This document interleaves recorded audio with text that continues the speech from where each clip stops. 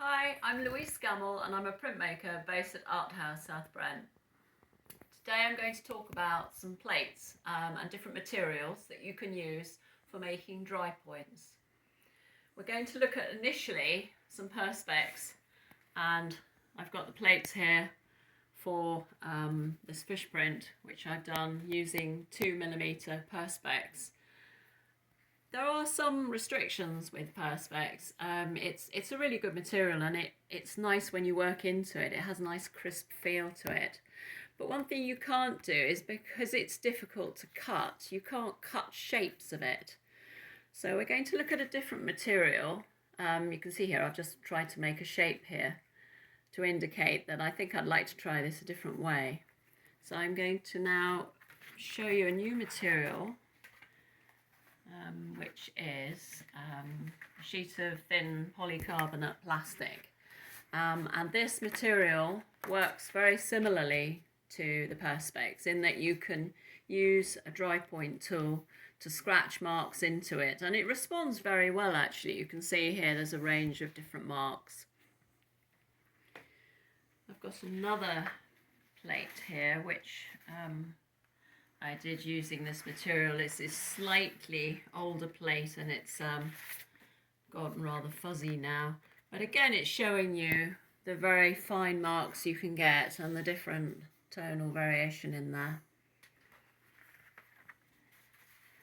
I just wanted to compare. This is a plate that I printed, a perspex plate, and I wanted to change it for the new material I want to introduce, which is some polycarbonate here. It shows up quite well on this black paper, and you can see here I've cut this material, and you can use good sharp scissors, and it cuts quite easily. And from that plate, I'm just going to show you the print. I don't know if you can see there, maybe if I tip it up at an angle, but you can see where when it's taken through the press you get an embossed mark, which I really like. It's got a slightly different quality, that white mark there. Now this is another example, a slightly more sophisticated example here. This is another material, but it's very similar to the clear plastic you've just seen. This is a polypropylene, and it's called matte, the surface. And it's really nice because this holds a tone. When it's printed, you get this lovely grey tone. And I actually made this plate as part of a book because I only wanted to make a very small edition, just a few prints, and I didn't want to make a very complicated etching. So this material came really in handy for doing just a small edition.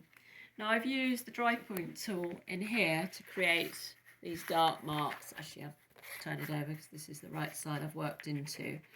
So these marks come out really nicely and really dark, and this area here is almost white, and I've achieved that by painting on the surface. If I raise it up, you might be able to see it's slightly shiny, and this is a varnish that's been painted, and it holds on the surface because it's sort of got a nap to it, and in this way I can create these different tones.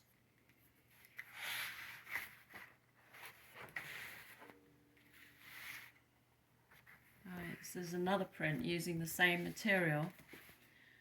This took some cutting out.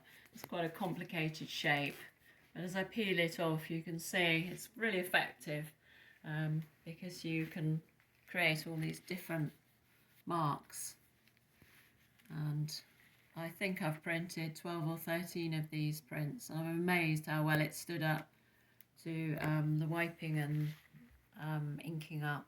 And it's a bit dark, I'm afraid, because I've printed it so many times, but I think you can get the idea of the shiny bit versus the matte areas on there. And one more, and this is